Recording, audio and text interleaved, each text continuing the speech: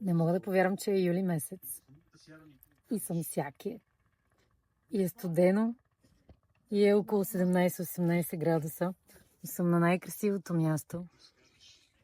И се наслаждавам на моето кафе. И да ви споделя, дори тук, на това прекрасно място, кралицата в теб намери своята стопанка. И аз съм много щастлива, защото тя е навсякъде с мен.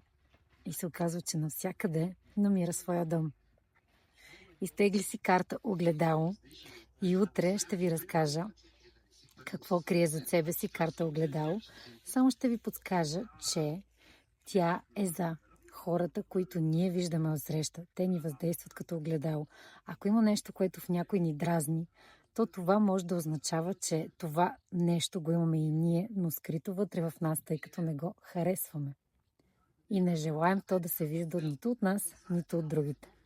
Така че помислете и вие, а аз утре ще ви разкажа повече за карта огледало.